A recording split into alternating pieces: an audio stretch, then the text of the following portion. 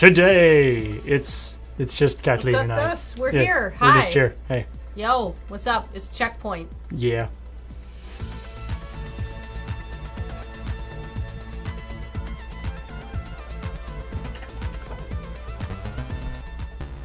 Hi. Hey everybody. I like the Checkpoint intro with no actual video in there, so it's just like, hey, we're just here. I kind of wasn't expecting to be there. I was like, oh no, wait, shit. So yeah, update. If you've been following the twatters, Graham and Beej are back. Don't do that if you're following the twatters. Graham and Beej are back, and Beej is actually feeling pretty good because he's able to sleep on planes. Graham has gone home to have a nap because he is not. I like how immediately upon starting the broadcast I get something in my eye. It's the checkpoints. They're flying into your face. Oh my god, yeah, this news at such magnitude. So yeah, anyway, yeah, it was the PAX East, which obviously a bunch of people were at, and a bunch of people from Loading Bay Run weren't around, and we weren't really sure who would be around today and who would be available to write and how we would feel. So we decided to just do the Chillpoint today. Yeah, I mean, I'm okay with it because I have, turns out, there's 3 people that are in charge of YouTube uploads around here, and that's me and Graham and Heather. 2 of them were away at PAX East from Wednesday on. So I have been a busy lady with many things to do. By the way, I didn't get to finish my story, which was Heather and Adam got bumped. Oh, yeah. So they're still in transit, those poor people. Yep, so pour out, I guess, a chai tea for Heather? No, don't pour out a chai tea. Those are delicious. Yeah, just give her a chai tea if you see her. She might want one. Yeah. Drink a chai tea in solidarity. Yeah. But she should be in by later on today. But sadly, plane stuff is never easy. So today, though, we're going to be just talking about some video game news. If you've watched the Checkpoint before, this is basically like the part that we do after the show, but that's just going to be the whole show. Yes, yeah, no more of none of the pre-rehearsed jokes. Although some of these stories would definitely lend themselves to good hilarity. This one I definitely think I'd read it and go and then move on. Here, let me. Bang, there we go. Hey. Let's get some old school Checkpoint. I like how that's still there. Yeah. So, Zerora is Pokemon's newest legendary Pokemon. He's like a cat, electricity cat. And unlike, why am I fidgeting with this screwdriver? And unlike other legendary electric types, he does not produce his own electricity. Instead, he harnesses it from the air around him. So he's a cat that rubs on things and makes static electricity, basically. It's so true to life. And when the cat has too much static electricity, all his hair sticks up. Yeah, it's cute. And there's no information about when he's coming to Ultra Sun and Ultra Moon, but I'm sure he's coming. Yeah, apparently he's going to be premiering in the movie, which, by the way, is the 21st Pokemon anime movie, which seems like a lot. I do not remember there being that many Pokemon movies. But anyway, they turned Baxter into a Pokemon. He is actually very cute for a legendary Pokemon. Like he's just like a cat, cute cat thing. Yeah, I feel like they maybe they're burned out on like. Well, just the cute Pokemon are so much more popular than the other ones that I feel it's like you'd think the legendary Pokemon they would want to go more into the like, oh, it's so epic. Yeah. Like the whatever the god Pokemon one that's sort of like a horse type thing. Yeah. That looks more kind of like inspiring, whereas this is just like, oh, he's fluffy. Yeah, I mean he's gonna render down into like a stuffed animal a lot better though than like the metal dragons. Yeah, it's true. But I feel like Acarus or Arcus. Anyway. Yeah. Yeah, I feel like stuffed animalness is probably like one of the main considerations into designing Pokemon these days. It's like, that's a good Pokemon, but I can't see it as a stuffed animal. Yeah. Rejected. Yeah. All right, what else we got going on here? Oh, yeah. So, Lawbreakers, as you would remember, was like the Cliffy B multiplayer FPS, not Overwatch, but Overwatch thing. So like it's not Overwatch. It wasn't Overwatch. But it came out like at it came out about the same time, and it kind of got mixed up with it a lot. Yeah, anything that was like a similar idea to Overwatch, like a multiplayer FPS kind of game, just got steamrolled by the popularity of Overwatch. But of course, Overwatch is old and busted, and we'll talk about Overwatch in a bit. And now, Battle Royales are the new thing. So, bad news, Lawbreakers is Kaputski. That's the other piece of news that came out. Blazinski's Kaputski. Yeah, so they've... Boss Key has announced that they're discontinuing support for Lawbreakers. I thought they had already discontinued support for Lawbreakers. Now they're officially doing it, I guess, which is sad. However, the same week, they're also announcing their Radical Heights, which is surprise, surprise, it's a Battle Royale game. So, but this one's an 80s Battle Royale game, but not in the same way that Fortnite is a colorful Battle Royale game. This is explicitly 80s and very gnarly. Yeah. It's going to be different because it'll be all fun and colorful. It's wasn't that Fortnite? Anyway. I feel like they're not going super if they were having problems with people comparing them to existing games with Lawbreakers, I don't feel like this is going to actually solve that problem for them. No. It reminds me of they're going for a Running Man aesthetic though. Mm-hmm. But Running Man by way of Back to the Future. One of the things that's kind of interesting is that they're doing in-game, so they're doing an in-game currency thing where over the course as you play the game, you pick up money, and then that's actually persistent. Mm-hmm. So when next time you play, so you can either use the money to buy cosmetic items and stuff, or you can actually keep it and then start the next game and then buy stuff with and with the get money. a better gun than other people will have. So it's the money carries over. So it's mechanically slightly different. Are we going to do notifications and subs? We should probably just do it. We should probably just do it. Let's because we missed a whole bunch here. So let's here we go. All right. Eli just subscribed. Hey, thanks for subscribing. Welcome to the channel, Eli. Salem Adams is a subscriber for 14 months in a row. Says 14 months, more subscribing, more entertainment.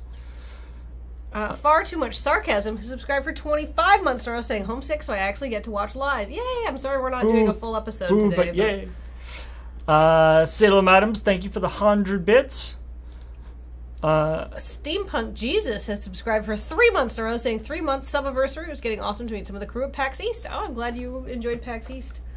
Mangled Pixel for the 55 months in a row. My man! The year AD 55.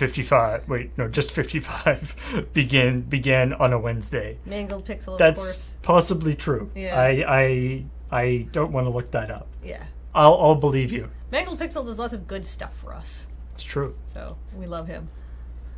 You should come visit sometime so we can meet you, and I can put a face to the username. Sergeant Crazy Panda has subscribed for 11 months in a row. But Batata Zinha 13 is how I'm going to say that, is a new subscriber. Welcome. Hopefully there will be many chances to pronounce your name incorrectly over the next months. Yes, thank you for joining so we can continue to mangle your name. Hey, speaking of Franz, Jeremy Knowles subscribed for 9 months in a row. Hi, Jeremy. I'll email you in a little while. Zale250 for 14 months in a row says, oh hey, a button, 14 months, take some more free Amazon money. Oh, give us that Jeff Bezos cash. Thank you. I will take all of Jeff Bezos' money. String Cheese Riot has cheered with 100 bits saying, hey Paul and Kathleen, how are two of my favorite people doing today? Have some bits. I'm actually in a great mood. And Hot Pool Studios with 107 bits with butts, also game news and butts. I think they just had a baby. They had a little girl, I think, so congrats to Hot Pool. I think I saw it on Twitter, but I hope I'm not getting me mixed up with somebody else, but oh no. And the Maricat just subscribed for 19 months in a row. Says, yes, I'm CheckPoint talk while I try to unbork this borked data. Good luck, the Maricat. All right. And, all right, now let's get back to news. Let's get back to news. Okay, this is sweet AF. Fortnite's rocket riding. You can now do like a guided missile. So before, if you wanted to ride a rocket, you'd have to like get your friend to shoot a rocket, and you'd try to like jump on it. It's very janky how it looks. You're sort of floating above the rocket, but you're in its hitbox, I guess. And so, you know, and then you can like ride the rocket and like shoot at people and stuff. But now there's a self-guided rocket. So, so you can like fire it, steer it back to you, jump on, and then steer around. And actually, they had one guy who said that while you're on the rocket, you can fire more rockets, and they all move at the same pace. So you can jump from rocket to rocket. The rockets don't move. They're not. They don't move how they should in terms of physics. In terms of like a certain amount of acceleration from your speed. They're a constant speed, so you can jump from one. So you're essentially playing the like 3D Sonic the Hedgehog at that point. Yeah, or like Cluster Truck. Yeah. You have to appreciate how like Fortnite, it's like you got your PUBG, which is, you know, trying to be relatively realistic. Yeah. And there was like Fortnite, and it's like, oh, it's gonna be goofy, and they're just going ham with them being like, hey, people are riding on rockets. Let's make it easier for people to ride on rockets. Let's make it this, so you don't have to have a team to ride a rocket. Yeah. Apparently, like, a move that people are actually doing is like you'll be like pinned down behind a hill or something. You could fire a rocket like up. Your buddy can jump onto the rocket. He flies up and then can like snipe the guy who's pinning you down from the rocket. Oh my god! What a goofy game! So silly. Also, Ash Burnham is cheered with 100 bits. Ooh. And S.W. Pilgrim has subscribed for 25 months in a row, saying, Kathleen, you're going to watch the Persona 5 anime? My friend Jo did. She just told me that it's on Crunchyroll, which I don't have, like, Crunchyroll Premium, but I'm willing to watch some ads for Persona 5, I think. And... Pyre Destiny, for 19 months in a row. Pyre Dynasty. Dynasty, I'm sorry. For 19 months in a row says, leave no point unchecked. We'll see what we can do. And Aralinks96 just subscribed. Woo! Thank you for joining our channel. We're very nice people here.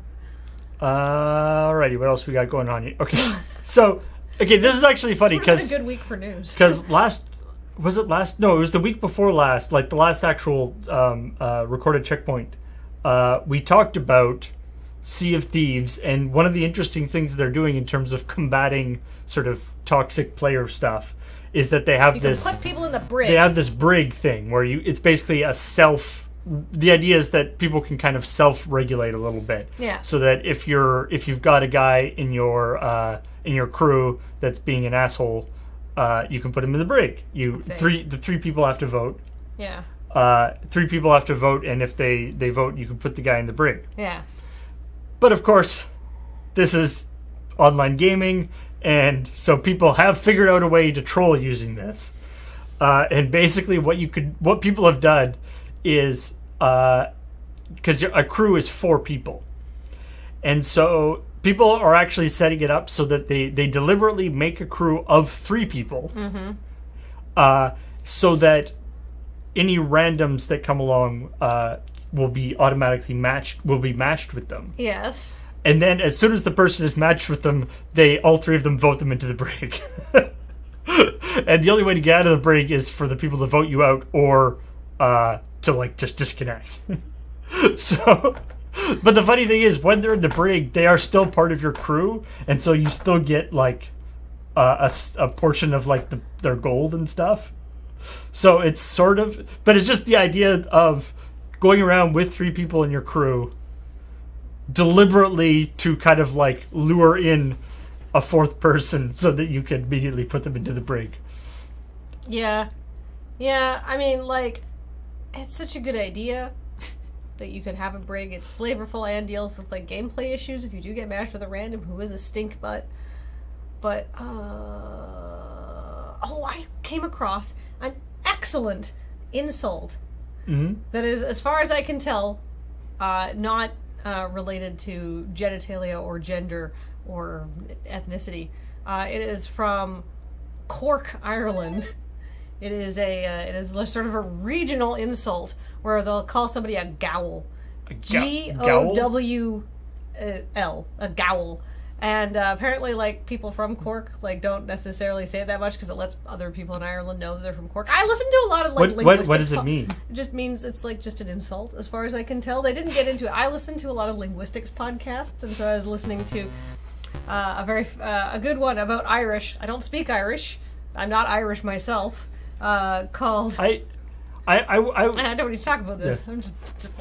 I would be concerned about using an insult that I don't know the origins of in a language that maybe it means something really bad. Well, they were talking about it on this podcast. So like, and they said, so how bad is gowl on a phrase where 1 is silly Billy and 10 is the C word. So it wasn't the kind of podcast where you're willing to just, like, dump a horrible insult. But they said it was about a 7.5. So that's what I'm looking for here. Like, not like, wait, what podcast is it? I love linguistics podcasts. It's called, this is a Langer. That was the other one. Wrath o'Clock. The other one was Langer. Langer. It was, gowl means fork or crotch. Oh, perfect. That's fine. Crotch. Although everyone's got crotches. You were saying it wasn't genitalia based, though, which is... Oh, is it really vagina? That's too bad. I was hoping it was just general, but like, okay, but you know, you can call somebody a dick. That's like, or a pussy. Those are like bad insults because they're saying that those parts of the body are bad. Whereas everybody has a crotch. But if it's a vagina, then I'm not okay with it. Darn. It's the problem with insults is they tend to be, you know, insulting. Yeah. You just call someone a crotch. Yeah, it was. It's apparently a very clever pun in Irish. It's called motherfuckler, whereas fuckler is the. I'm trying to get the pronunciation. I'm not going to do it. Is the Irish word for dictionary, but of course it sounds like a different word. So yeah, what was the? That's the podcast. That's the name of the podcast. Yeah. Nice. You could call someone a clock. So I guess gowl is what was the other one? Ranger. Langer. What does that mean? Does that mean urethra or something like that? Anyway. All right. So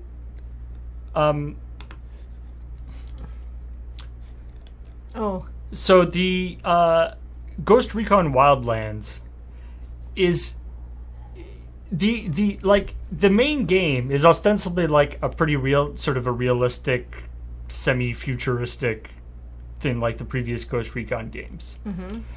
But a lot of the DLCs are like super silly and weird. Like there's like a zombie thing. There's there's a Predator thing where you're like it's like the movie Predator. Yeah. I think we talked about it on CheckPoint. And it was like surprisingly disappointing for a Predator thing. But and so apparently they're going to be bringing in Sam Fisher is going to come into the game. Sam Fisher from the Splinter Cell games. There hasn't been a Splinter Cell game since 2013, I think.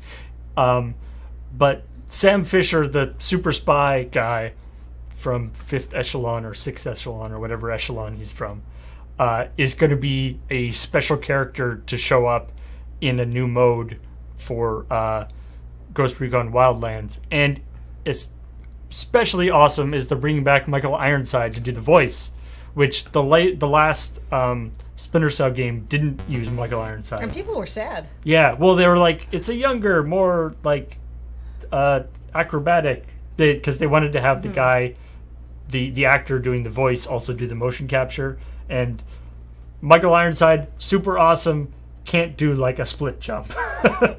I mean, I can't do a split jump. Which is fair. Neither can I. No disrespect to Michael Ironside. Yeah, exactly. Also, he's acting. Like, I don't think that... So they wanted to have the same guy doing the motion captures who was doing the voice for...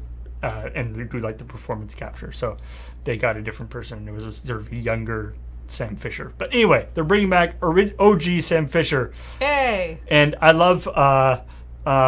the the way the sort of confirmation of it is because in Far Cry 5, there were rumors that there was a character played by Michael Ironside, who is a fisherman, and people were like, "Oh, it's a fisherman, and it's played by Michael Ironside." That's like a cool little reference, which is also an Ubisoft game, of course. Yeah.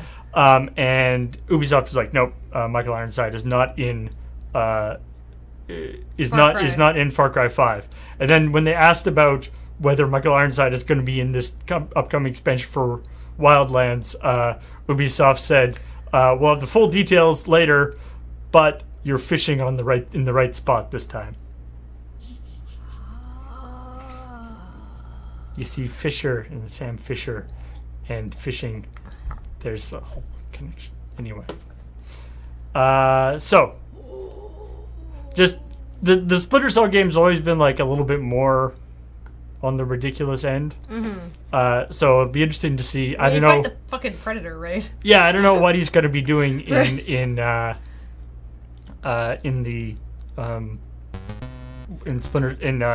Ghost Recon, but should be fun. Okay, so I read about this. So Roblox, which is sort of like a Minecraft-esque MMO. And it's also, I think, like it's like sort of a Playmobil-y real-life thing, I think. Or sort of a Lego-y. Anyway. Maybe. Did a Ready Player One themed event, and much like the movie, there were some issues. This is... I like that it's an illustration of how the thing in the movie actually probably would turn out in real life. Yeah. And Roblox news in this year. Basically they did like a whole thing where you're supposed to do like a race and then answer questions, except there was an issue where if you answered all the questions, your avatar would freeze. And people were saying that if their avatars were frozen, then they weren't able to like move on, because it was a race, right? It's like who gets... And they're crying foul at the results, and it's very...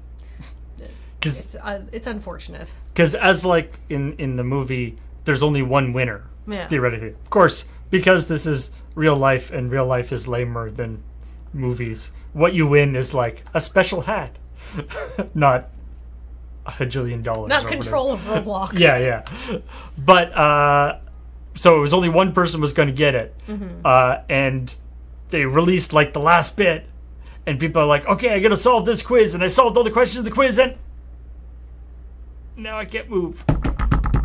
Yeah. Apparently it was like 2 hours before the bug got patched. And then they patched the bug, and so the winner of the contest is the first person who did the quiz and finished it after the bug got patched. Because the part where it froze was literally the end. Like all you had to do was go and pick up the thing. Yeah.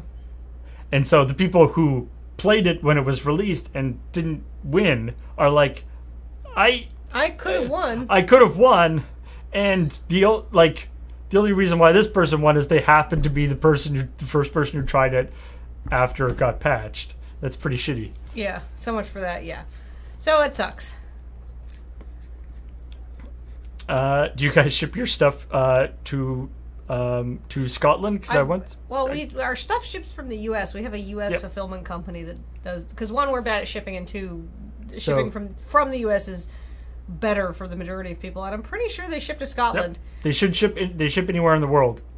Shipping may be expensive depending on where you live. Yeah, I don't know how long it'll take or whatever, but they definitely will ship. Maybe, perhaps this person wants to order one of our rad new shirts, which should be on our store page pretty quick. Cool new logo shirts in multiple colors. Oh, yeah. Okay, so this is kind of just depressing. So this is Canadian specific news, yo. Yeah. So the Canadian Journalists for Free Expression just released a game called Orwell: Ignorance Strength. They didn't actually release it. Okay. It was made. This is an existing game. Okay. But they gave out free copies. Oh yeah. It was provided by developer Osmosis to Canadian Journalists for Free Expression, who sent it to every MP in Parliament because there's some laws going through about data collection. Actually, scroll down in the article just so I'm not going to paraphrase it and get it wrong. With the new cybersecurity legislation bill C-59, which grants Canadian authorities broad powers to monitor citizens and conduct aggressive cyber operations, with some provisos that allow for government oversight, but not enough. A lot of people think. People don't like it, and the bill is currently under consideration. So the Canadian Journalists for Free Expression sent all of our members of Parliament, our MPs, a free copy of this game, to try and get them to understand the consequences. And so far, the politicians have been like, well, I mean, we can't install games on government computers. So, I don't think any of them are listening or taking it seriously whatsoever, but it would have been nice if some of them cared. Yeah, for those of you, for those of you who aren't Canadians, unfortunately, there's been all the, SOPA and all that kind of stuff that people sort of the internet kind of rallied around, and sort of there's always a lot of sort of consternation about American legislation about stuff, but unfortunately, for a lot of this kind of stuff, Canada is no better, and we often are obviously heavily influenced by what U.S. does, but even when we're not influenced by what the U.S. does. Here's the deal. This bill is trying to overhaul a previous bad bill introduced by a previous government, but, it has more oversight than the system we technically have now, but it's still not a good one, right? So, it's not marginal improvement. It's no, fix the problems. Don't, make 5 things worse and 1 thing better, right? It's still bad. Because, of course... Yeah, because when you're trying to when you pass a bill like this, ostensibly fixing the one that is bad, but the thing you're trying to fix it with isn't really a lot better, then everyone sort of goes, "Oh, fixed. Now we can go on and do other things." And it's no, you haven't. So anyway, a little bit of Canadian specific news there, but sadly we are not doing a lot better in terms of the sort of internet cyber freedom stuff than the U.S. is. I don't want to get into a big discussion. Basically, the reason why we have Bill C-59 is because some bad organizations do recruiting online, and they want to be able to monitor those organizations.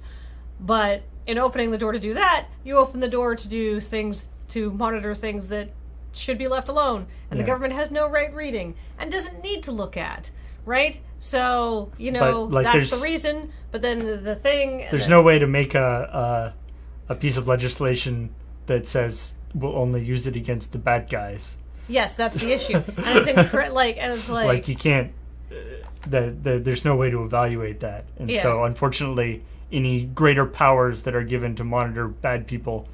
Can be used to monitor anyone. Can be used to monitor anyone. When you just monitor everyone passively and hold their information, that's I should be able to send people pictures of my butt without somebody potentially looking at that. That's not the person I sent. Unless you're using pictures of your butt to recruit them to some sort of horrible activities. Yes, that's I don't know what you might be trying to recruit them to do, but so here, basically, I'm being incredibly reductionist, but there's no easy answer to this, right? And there just needs to be way more oversight on how this is used, right? All right, what else we got going on here? So, as this is actually some news that came out of PAX East, Square was doing a panel where ostensibly they were talking about Final Fantasy 15 coming out on PC. Yes. But as part of this, they also revealed at least part of their roadmap for Final Fantasy 15 DLC, which is into 2019. Now, Final Fantasy 15 came out 2016? Did it? Or 2017? Anyway, it came out a while ago, and they are really pushing this thing. Summer 2018 is when it's supposed to come out on PC. Yeah. For those of you asking. So up to they have up until spring 2019 planned out. I just want to say, and Square Enix is back on their bullshit again. Here's their DLC. Episode 1, Arden release. Episode Aranea release. Episode 2, Luna release. Episode 3, Noctis release. Why isn't that 1, 2, 3, 4? Why is 1 not get a number? There's 4 pieces of DLC, but only 3 of them have numbers. Yeah, and then EP1, Arden, Aranea. These names are so similar. Oh my god! I thought it was out. I thought it was maybe it says Oh Comrades is coming out summer 2018. Yeah, maybe it is out, and there's more stuff coming out in summer 2018 and update 1. I don't know. So anyway, there's. Oh, it's the Comrades updates that are out. I just saw released summer 2018. So the Comrades. So and then 2019 new DLC. So and then who knows what's going to be happening after this? So it's good and it's interesting. Like maybe it's like Final Fantasy 16 never. It's like, are they just going to iterate on this? Like for how long? They used to, because like Final Fantasy used to come out like every 2 years or so. Yeah. But clearly that now is not going to be the case. Now we're just going to play Final Fantasy 15 for the rest of time. Final Fantasy 15 I hope you like road trips. Is the last Final Fantasy. The final one? The finalist. The finalist Final Fantasy. Oh, it came out last January? Oh, what do I know? I'm not going to play that. Like, that game seems profoundly Graham's jam and profoundly not mine. Final Fantasy 15 DLC 2 final prologue. I mean, I enjoyed it, but like, I don't like open world games where it's like, all right, go catch me 8 butts. Like, apparently the mobile version is like really good. I know, I should play that because it doesn't is less open worldy. It's like just more kind of linear. Yeah, I mean, I don't play Final Fantasy games for an open world experience. I play Final Fantasy games for a Final Fantasy experience. Bitch, moan. Oh my goodness, did we just stop doing subscribers? We probably missed some. Lavender Extract is subscribed for 21 months in a row. A String Cheese Riot is subscribed for 100. Oh wait, has cheered with 100 bits. Says, speaking of Sea of Thieves, does anyone in the Lure crew plan to do a stream of it? Perhaps crossing the stream? We did a lot of Sea of Thieves the week it came out. Yeah, James definitely did some. I guess it depends on how into it the people who are playing it continue to be. Yeah. I could see it showing up on one more instead of PUBG. If people are into that. So we'll see. We'll see. Shadmed has subscribed for 18 months in a row, saying, I hope Kathleen reads this. No hard feelings, Paul. I love you equally. Well, I have good news for you, Shadmed. No hard feelings taken. A Monsieur Squirrel for 40 months in a row. Thank you so much. And Thandrays has subscribed for 14 months in a row. And Fayley for 44 months in a row. Wait, 8? Weird. 44 months in a row says hi. Hi, Fayley. Hello. Zirconian has subscribed for 52 months in a row. Wow. That if months were weeks, that would be a whole year. Yeah. But instead, it's actually more impressive than that. Rolling Carry for 7 months in a row. Is this how the sub-message thing works? You did it correctly. That was indeed how it worked. And Daily Arch is subscribed for 9 months in a row. Thank you, Daily Arch. All right. What's next? Just a couple more here. Okay. Yeah. Yeah. Okay, so GTA Online has a new mode where you shoot targets while somebody else is driving. Now, doesn't sound very exciting, but apparently it's not shitty to play with strangers because you can't really talk. You can talk to them, but you don't need to have. You can maybe honk your horn to get your shooter's attention. It's not all based on whether or not the shooter is good and the driver is good, right? And you switch roles every time you finish a lap of this sort of race shoot derby thing. So apparently it's quite fun to play and not crummy to play with strangers. So I don't know. So some sort of internet unicorn they've created, I guess. Well, it's also this is Grand Theft Auto. This is a racing mode in which all the cars have guns. you can't shoot the other cars. You just shoot targets. Yes, exactly. You can like Which bump is- the other cars a little bit, but that's Yeah. it. You Which can't is grief. a very interesting decision to make. Like, car racing with guns, but you're shooting targets. It's a bold move, especially for a game like GTA, where it's like, there's all sorts of missions in the actual game, the single player game where you're driving around shooting people. But no, not in multiplayer, or not in this multiplayer mode anyway. So if you are a GTA fan, check it out. Apparently, it's a lot of fun. And there's a new game called The Healer's Quest, which I love this idea. Where's Beige? Beige! Finally a game that appreciates you. Oh, good. Exactly. Tell me more. It's a game where you play as the healer in an RPG party. Yeah. You're there. It's like a 4-person party, but you only play the healer. Okay. And so they're all like AI controlled, and your mission is to keep them up and like give them buffs and stuff. So basically, you're the you're just the support guy. Right.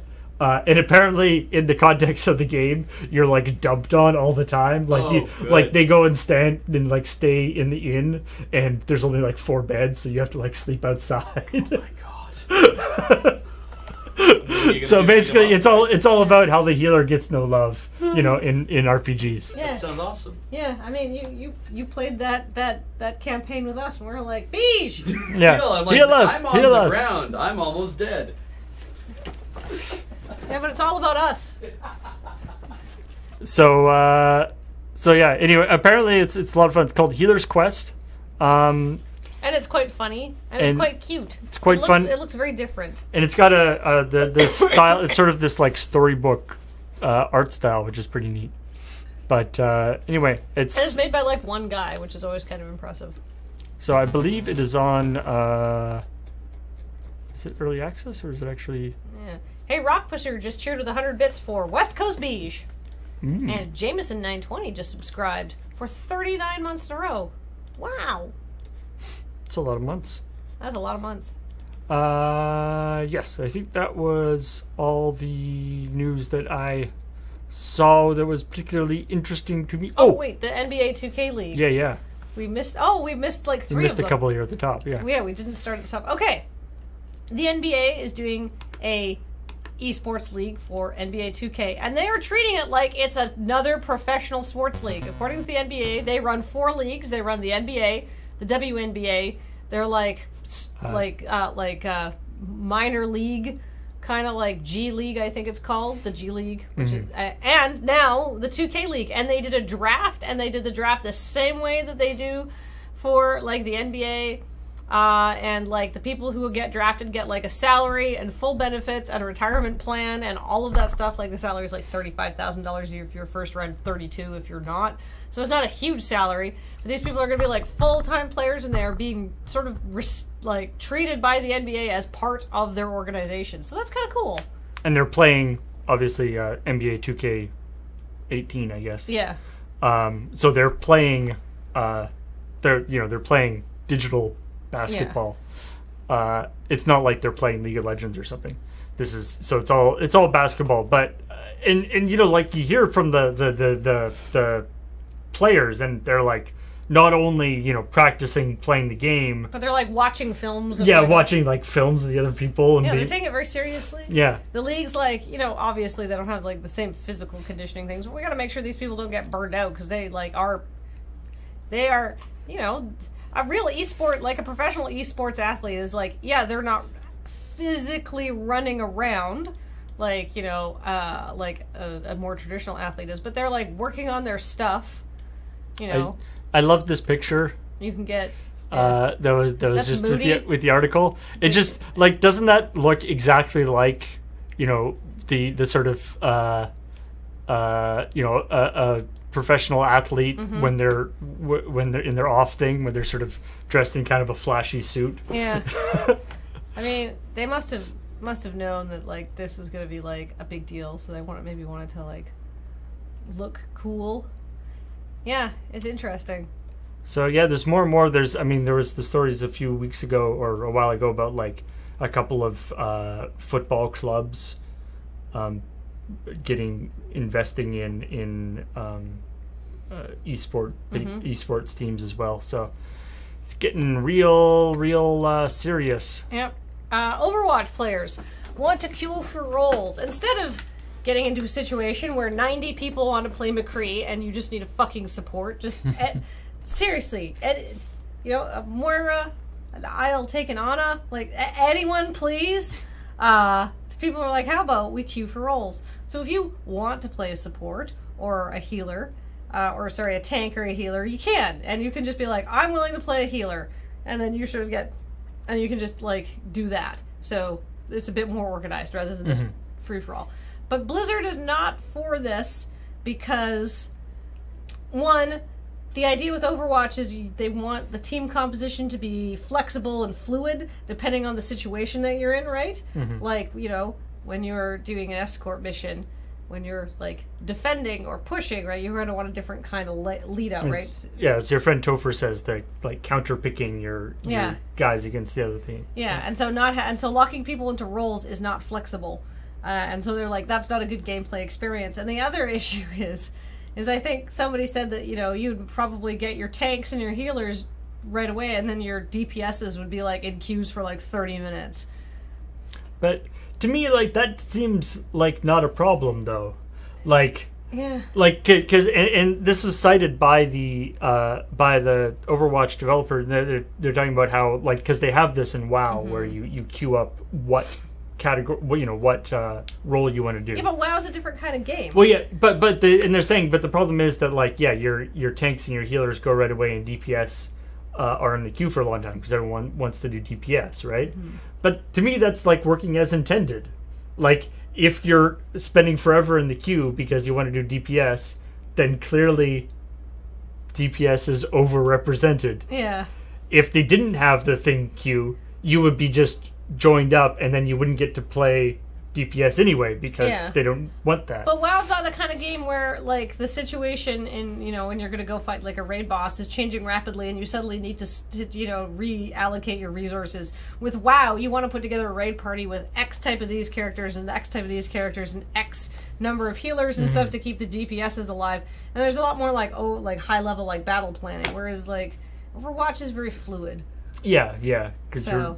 So, I don't know. It clearly, it's one of these things where it's like, clearly something needs to be done because there is this huge problem of a bunch of people who want to play one character getting thrown together and everyone not being very happy about what they play and getting arguing about it. Yeah. But like, maybe you could, like, I don't know, like, have like a preference order of players and everybody has that, and then it kind of mixes them together. I don't know. Yeah, I mean, yeah. They say that what they want to do instead is, rather than they want to encourage more people to group. Which to me, like, sure, that's probably the ideal scenario. But to me, that's more them kind of putting the onus on the players, being like, well, this wouldn't be a problem if you had all your friends join up as well. I mean, Ashen Prime points out it doesn't really track when more than half the available classes, like, characters are DPS. If you want to play support, there's a much smaller pool. I think there's a reason why most of the new characters introduced to Overwatch have been support. Like, look at, like, what's her face? Brigitte is support. Moira is a support. Like, or Brigitte's a tank, but, like, not DPS, right? Yeah, I think all, like, I guess Osira. Doomfist is DPS, isn't he? Yeah, but nobody plays Doomfist, so yeah. I don't know anything about Wait, is he still bad in the meta? I don't play Overwatch because it literally makes me absolutely nauseous because everything moves around so quickly. So even watching it for like a couple minutes, I will get queasy. It's 2 DPS. I still don't... Yeah. Brigitte, 3 symbols. Brigitte, Overwatch bad. It just is real bad if you get motion sick like I do. But yeah, I don't know. I feel like I don't know how to fix the issue of that everybody only wants to play the characters they're good at and then they like. I mean, when you're supposed to be able to be flexible in what characters the situation demands. Yeah, and of course, adding new characters, continually adding new characters is probably just increasing the problem, because now there's so many characters that you can't possibly be good with all of them. Yeah, exactly. And Agent Magic Master says plays a healer in literally every game. Well, I know a few people like who are just like, no, I'm a Mercy main, and that means that I always get to play Overwatch, and I'm fine with it. Somebody was talking about Red Dead Redemption 2, which I'm pretty excited about, but I haven't actually heard. Is there a big chunk of new news about it? I haven't actually heard. Yeah, it's coming. We know that it is coming, but maybe some new news came out today about it. And finally, there's this crazy Street Fighter board game happening, and it's basically done. So if you want to go back to the Kickstarter, the chances of it actually being made and releasing are quite high. Although it's not till next year. I think it actually March 2019 is when it's actually coming out, or it's actually being shipped. But yeah. It looks pretty amazing. You get these crazy minis, but the thing is, if you want the game that is on the Kickstarter, you basically have to back the Kickstarter, because the company that's making the game has said that there is pretty much no way that this version of the game could go to retail, because it'd be $250. So it's just it's not the kind of game that would sell, because the necessarily shelf price would be so expensive nobody would buy it. But it does look pretty amazing. The miniatures in it, they're pre-painted. They come painted. They're amazing, and they're also huge. They're bigger than an amiibo. They're this big. And it's sort of like a card-based thing where you have a bunch of cards that are all the moves that different people do and stuff. So it sounds really, which is cool, because then maybe later if they could do an expansion with just some new cards and a new figure or something like that to bring more Street Fighter characters into it, which is kind of neat that it's sort of, if it's successful, it could be modular, right? Yeah. They're actually calling them collector miniatures. Rather than they if they look as good as they look in the Kickstarter campaign, they're actually going to be really nice. They're going to be good enough that you could just have them out to look at when you're not playing the game, and then when you go to play the game, you probably blow some dust off them if they're on display, and then play them around a bit. Yeah, and it's being done. Yeah, and these are actually done. Yeah. Or a lot of them are they're actually, the molds and everything are done. So unlike a lot of this is a game we want to do. This is a game that's happening. This is a pre-order for it. So it should be. It sounds really neat. It's one of these games that are that'd be cool to get for AFK or something. But it's not going to come out for another year, and who knows how the actual game will play. So maybe we'll see if we can get a copy of it. Once we sort of find out how it goes. But yeah, I mean that's like we said on the Askler stream, spoilers, there's a fine line of what kind of game is good on a stream, so we don't quite know that yet, and so those Kickstarter games can be a little tricky. It's this is way too complicated to work well. Kathleen, are you proud the Cat Tribal is now the top tier deck at MTG Arena? Has it dethroned Blue-Black Control? Because the last time I played MTG Arena, which was actually a couple days ago, because Grant has been away, so I've had a lot of stuff to do after Penelope goes to bed. Took me an hour and a half to grind out 2 wins, because every single deck I faced was Blue-Black Control. And so I'd get them down to 4 life, and then they'd just stabilize and attrition me to death, and it was kind of demoralizing after a while. Bye. Oh, you're gonna go get Heather and... Bye, Beige. Bye.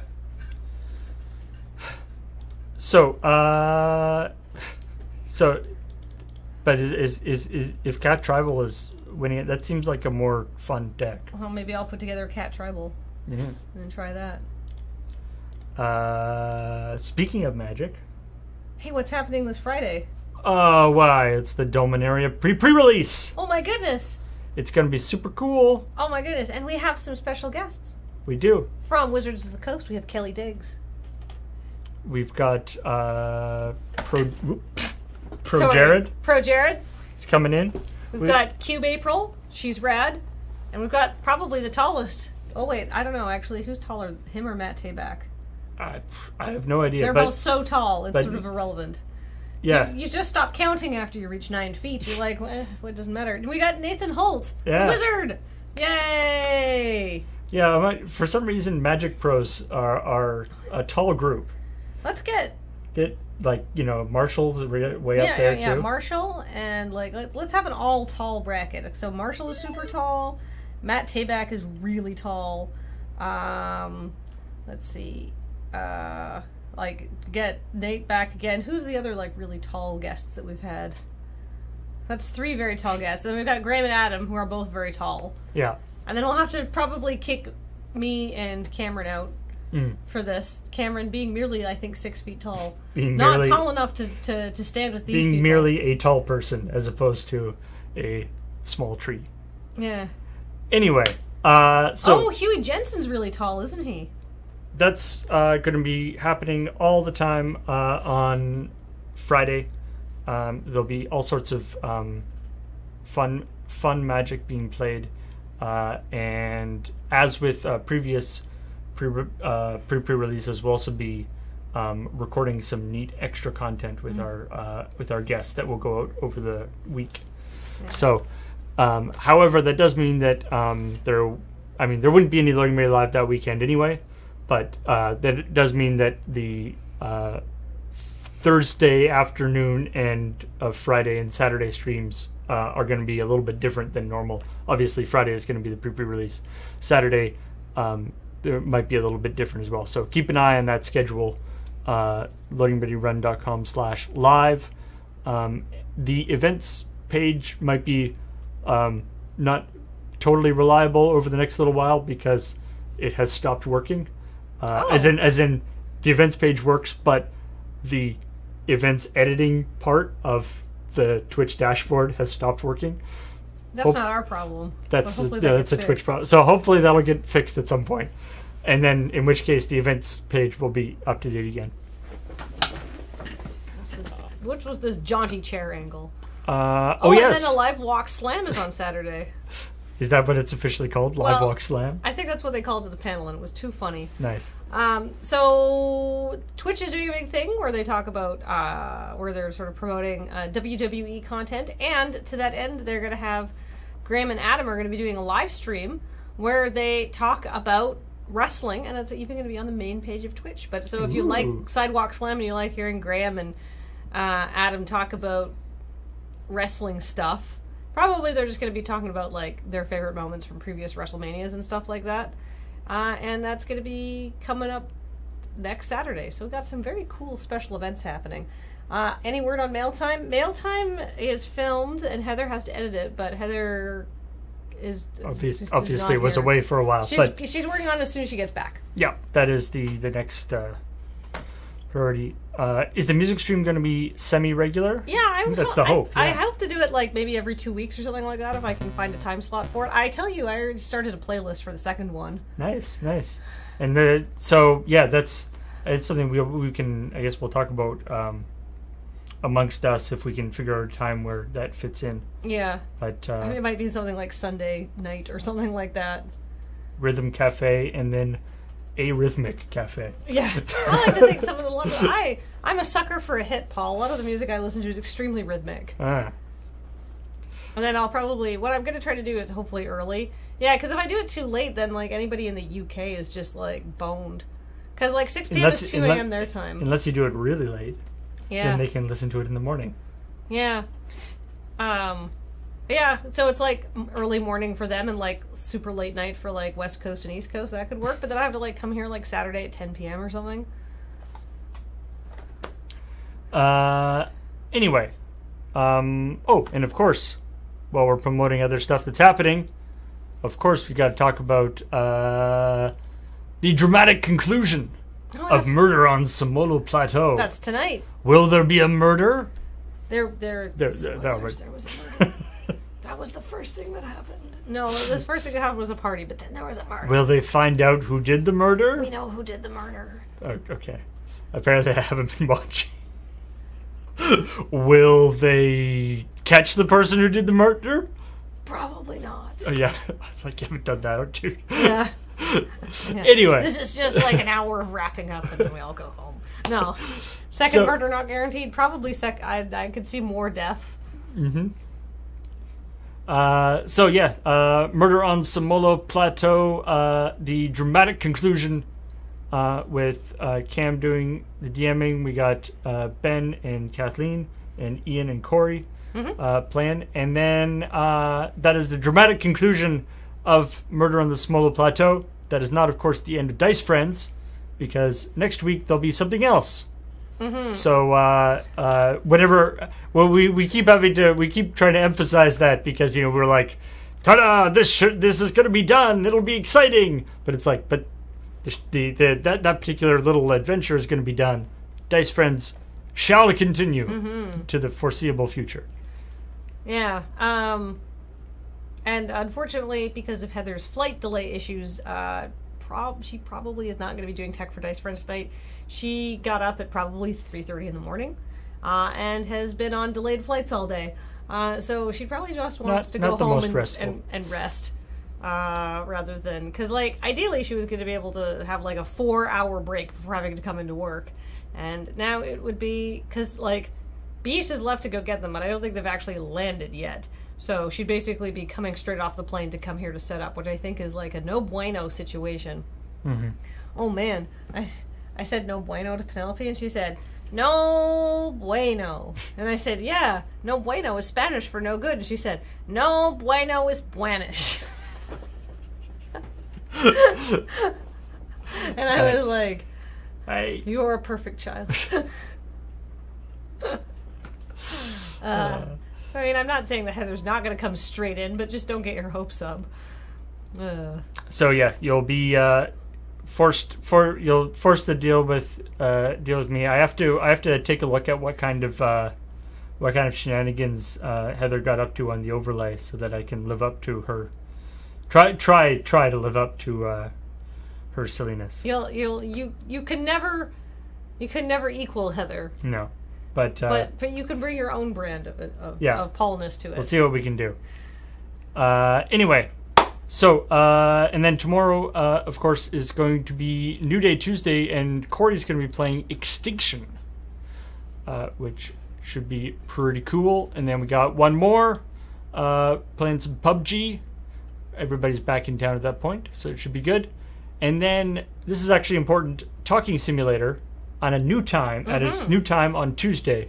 So you tune in on Tuesday and you're expecting to see Ian making something explode on Tinker Tailor Solder Fry. You will be disappointed because Talking Simulator is on Tuesday and Tinker Tailor Solder Fry is now moved to Thursdays. Yes. So that's hopefully shouldn't mess things up too much. It was a scheduling change for that sort of... it wasn't that those shows needed to move, it was a bunch of other stuff needed to move, and it made more sense to switch those shows. Yeah. So. And then next up we have... after Talking Sim, we've got our Wednesday stuff. We got 9 o'clock. Yep. We got Watch and Play. This week. Very exciting. And we got Flock on AFK. I'm playing that one. And then we got the Dominaria PPR. Wow! All right. So I hope you all enjoy that stuff coming up. Thanks for hanging out with us on the Checking Points. Wait. Let's just make sure we don't have... Tohar subscribed for 22 months in a row. The Maricat cheered with 100 bits, and Unrebiddings has subscribed for 16 months in a row.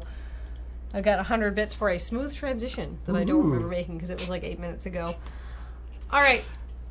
Bye, everybody. All right. Bye, everybody. And we'll see you in just under 2 hours on Dice Friends.